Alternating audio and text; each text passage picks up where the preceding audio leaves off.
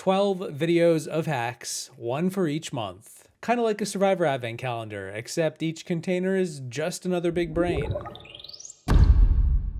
Who doesn't love big brains? Internet, yeah. Let's round out the year with one more set of challenge hacks. If you haven't seen the previous 11 videos in this series, I don't really know where you've been, but it doesn't matter. Welcome. It's nice to see you. Pull up a mug, get cozy. Here's the next hack. Let's keep it simple out of the gates and talk about a more recent season as of this video, season 46. In the premiere episode, we see the players hit the beach in the first 10 minutes and immediately compete in a reward challenge for Flint. The challenge was a race to build a giant puzzle, with players running in pairs to retrieve massive puzzle pieces. But first, they had to crawl under a net through mud, which would prove to be a pain. It's actually what got one player, Bruce, from season 44, medically evacuated after he donked his noggin on the frame. The pieces themselves were heavy and awkward, and then you had to assemble them into a giant cube, paying attention to the details on the sides to line them up. The Orange Tribe, Nami, they easily won the challenge, way ahead of the other two tribes, and there's two things they did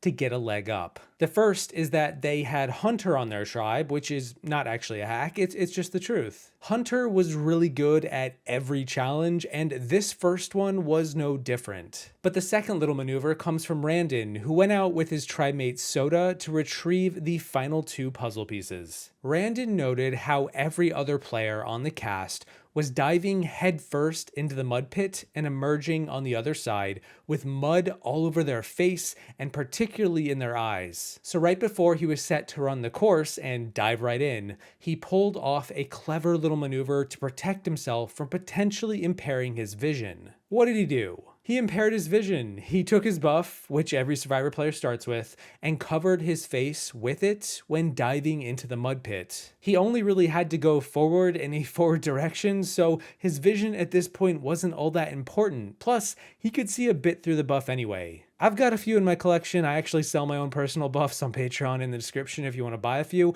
and can confirm you can see through them. So Randon covered his face with his buff and emerged on the other side with not that much mud blurring his vision. Every other player had a face full of mud. Some struggled to see, but Randon was just peachy. He actually was so peachy that he made 2 trips through the mud pit, one to carry the small piece back to the mat, and then a second trip to help Soda carry this bigger piece. I think taking advantage of your buff as much as possible is just a great little tip to utilize throughout your entire Survivor journey. Do whatever you can with it, including giving yourself a slight boost in challenges like Randon did, and maybe I will see you in the next vid. Wait, there's no 13th month, crap.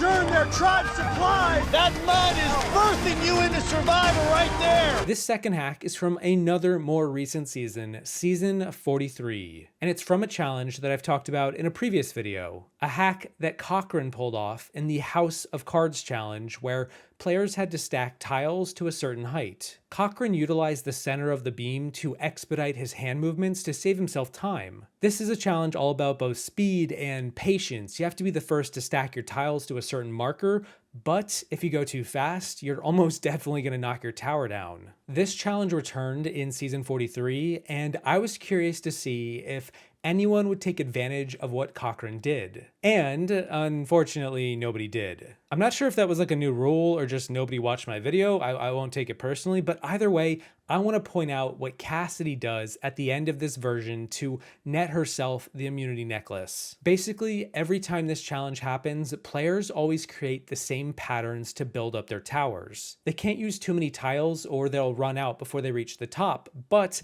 at the same time, the tower is by far the shakiest at the top. And as we saw in 43, it led to some disastrous results when the players continued their patterns from way up high. The editors even had a montage of the players constantly failing, and then faked us out with a second montage of them failing even more. They failed a lot in this one, and I almost wondered what would happen if none of them managed to find a strategy to win it. Would Jeff just declare nobody is immune? Thankfully, Cassidy changed it up. Once she she reached the usual spot where her tiles were falling, she instead decided to do something different. She changed her structure to focus on stability by placing her tiles flat, one on top of the other, over and over. This was slow and it took a fair bit of time, but when it became clear that nobody could continue to build their tower any higher, doing what they were doing the entire time, she was willing to sacrifice speed for safety. She stacked her tiles until they were just tall enough for her to place a single tile at the top, just meeting the finish line marker to grant her the win. I thought this technique was quite clever and worth a shout, especially in lieu of just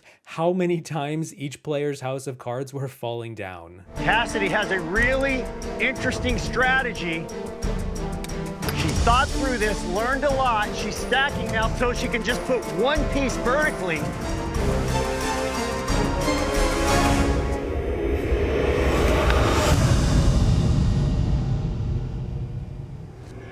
That's it! This third clever maneuver comes from a player I never thought that I'd be including in this series, but hey, I guess anyone can be a savant in the right light. Season 23 South Pacific, at the final 6, we see a challenge called Flip Out, where players each start equidistant from one another and can move any one space in any direction. Once you move a space, you flip over a tile, and that space can no longer be stepped on by anyone. You want to be the last player standing, and on paper, this challenge is fairly easy to game. The idea is to rush to the middle, then circle back to carve out as much of a perimeter as you can. You want to block off any other player from getting close to you and taking your tiles. It's about claiming what's yours as fast as possible and hoping nobody else notices. But this is also a challenge where so much of it is up in the air and out of your control. If a player wants to move somewhere, you can't stop them, at least not initially. You can only hope they move away from you. And yet, that's not what we saw Brandon Hance pull off when he went on to lose this challenge, yet he did so tactically. Because, you see, Brandon was next to Edna, the player at the bottom of the pecking order in their alliance, and he didn't want her to win immunity. She was the only one who needed to lose. Brandon then thought up a strategy to entice Edna to make a bad move. Instead of rushing to the center out of the gate, he chose to slow roll his movement pattern by going sideways and then up. This meant that he would be one of the last players to reach the center, and so, when everyone inevitably did rush to the center, Edna had a choice. She could either move towards Coach or Brandon. And because Brandon was lagging behind, she chose to cut off Brandon, basically eliminating him from the game. But little did Edna know, she fell right into the Hance's trap. Brandon wanted Edna to take him out, as this now gave Coach an opening to cut Edna off, which he did. When Edna took out Brandon, she secured a good chunk of real estate, but in the process could only guarantee herself second place, as Coach was now given an even bigger portion of the board. Brandon actually tactlessly explained some of his strategy out loud at the challenge, which rubbed the tribe the wrong way, especially Edna, but hey, can't say the Hances are known much for their tact. I just wanted to cover enough surface area to where the particular person didn't win this immunity. You can just use my name from now on like you do. Use the analogy. Your moves on day one or your early moves have implications later on. Make your last move.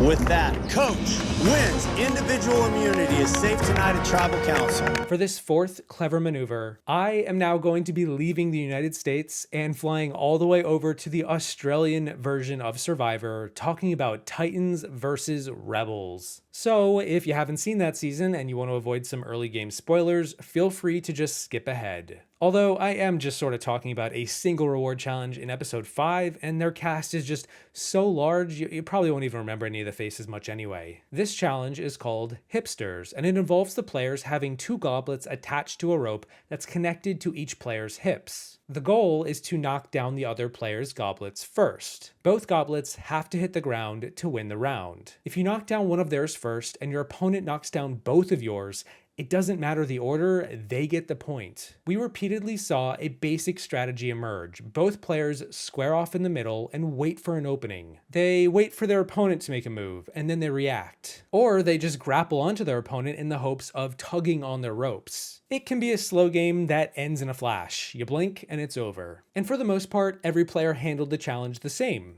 That is, until Kirby showed up. Kirby decided to take a different approach. Every player was focusing on their opponent each round, but Kirby instead focused on the goblets. You see, the ropes attached to the hip, they aren't that long. If you run too far away, you'll accidentally knock off your own goblet. Kirby took note of this and made it her primary strategy. Right away, the moment the round began, Kirby made a beeline for one of her opponent's goblets. In the rush, however, Kirby sacrificed one of her own goblets to run all the way over to the other side of the arena. Kirby was now down a goblet for seemingly nothing, but therein lies the rub. The space she gained by moving so close to her opponent's goblet allowed her to knock it over. And in the confusion, her opponent, Viola, rushed at Kirby, intending to yank on Kirby's second rope, trying to go for the win. This was the same strategy every other player had gone for in the previous rounds. The funny thing is that because Kirby was so far out from her opponent's second goblet,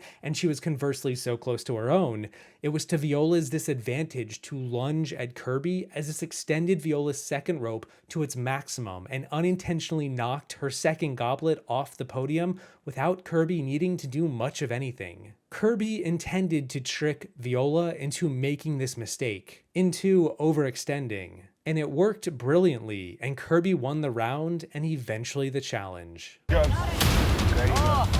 Oh! Wow! A very swift move. That was a good strat. And look, if I'm being honest, I don't know how many more challenge hack videos I have up my sleeve, so in the event that this next tactic is the last I ever talk about, I just want to say that it has been an honor and a damn privilege to be able to include this man in this video series as potentially one of the final moments. Oh, who am I kidding? There's going to be a 13.0 at some point. Season 13, Cook Islands, Episode 4, the Immunity Challenge obstacle course race that culminates in a fire-making challenge with Becky and Sundra attempting to make a fire. The foreshadowing is just off the charts. This is storytelling. And to make it even better, they don't even really get a fire going, but they do still win the challenge after Cowboy goes Super Saiyan and whips up a unique fire-breathing move I have never really seen performed before in all the years this show has been on the air. Forget Yowman, forget Ben, forget Cops R Us. Give me Cowboy and his voodoo magic for all of my fire-making needs. The task is simple. Make fire that burns high enough to break the rope. Cowboy, Becky, and Sundra are tasked with this portion of the challenge, and while Becky and Sundra put together the kindling and form some kind of nest, it is Cowboy who scrapes the magnesium in the coconut and then gets the flame started. He places the flame into the kindling and then proceeds to flail it around like a literal flail. What am I watching? This is incredible. He's giving the fire the air it needs to breathe, and to be fair, it gets a lot smokier from here. He then cups this fire, puts it back into the nest, and basically gets a bonfire going. He also holds the burning nest in his arms to keep it held together while it is raging. I can't believe this man. But Parvati later calls him a Zen fire master, and yeah, the Raro tribe never stood a chance against him with these techniques and his sheer desire and willpower to win this challenge. You can take the fire out of the boy, but you can never take Cowboy out of the fire. Cowboy has a flame for I2. I2 with a lot of smoke. Cowboy got his own system. Yeah! Cowboy's either going to be a hero or very silly. Whatever Cowboy was doing, it's working. Cowboy with a big flame now for I2. Fire is going for I2. You guys are awesome. Here comes.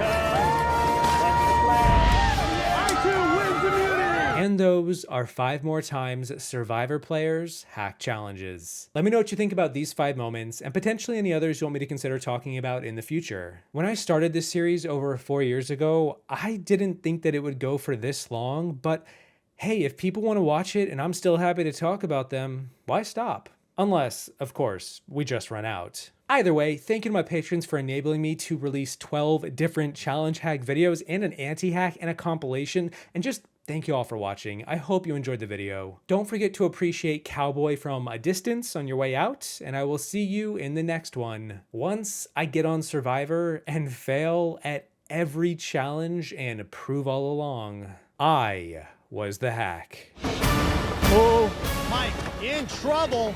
Gotta recover.